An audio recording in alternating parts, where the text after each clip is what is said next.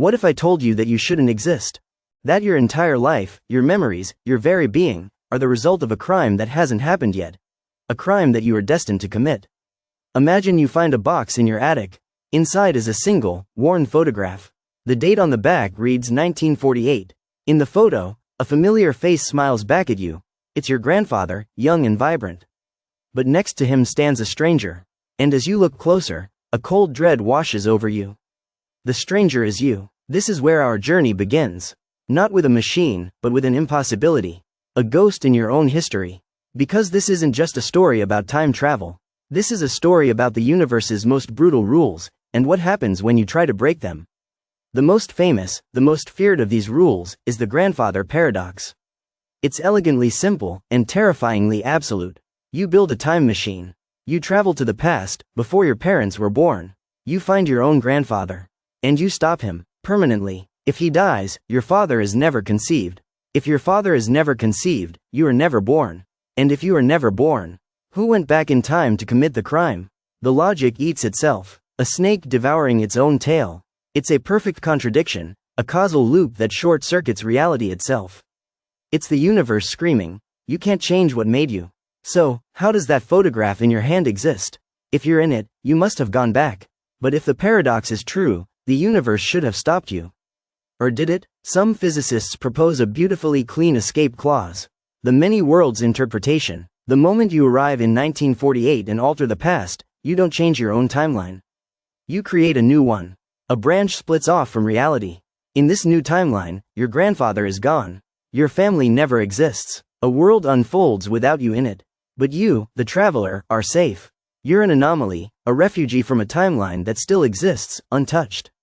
You can never go home, because the home you knew is now in a different reality, forever parallel to yours. You've succeeded, but you've also orphaned yourself from your own history. A clean solution, but a lonely one. But what if there's only one timeline? One single, stubborn thread of cause and effect? Then the universe has to protect itself. This is the Novikov self-consistency principle. It suggests that the laws of physics themselves conspired to prevent paradoxes. You go back to 1948, gun in hand. But as you take aim, a car backfires, making you flinch. You slip on a wet patch of pavement. A bird flies into your face. The gun jams. The universe doesn't just suggest you can't change the past, it enforces it. Your free will is an illusion. You are a puppet, and the strings are the laws of causality. You are free to do anything you want, so long as it's what was always going to happen. So, there you are, in 1948. You went back to understand the photograph. Maybe to save your grandfather from some unknown fate you've read about. You've tried to intervene, but the universe keeps stopping you. Every attempt to change things fails. And then, you realize the horrifying truth. The twist that changes everything. You look again at the old photograph in your hand, at your own face smiling next to your grandfather. You weren't sent back to stop a tragedy. You were sent back to cause it. This is the predestination paradox. It's the most tragic of them all. It says that your journey to the past was not an act of changing history. It was an act of fulfilling it. Your presence in 1948, the very act of you trying to fix things, is the catalyst for the exact event you thought you were preventing. Maybe your struggle with a stranger alerted a security guard who then caused an accident.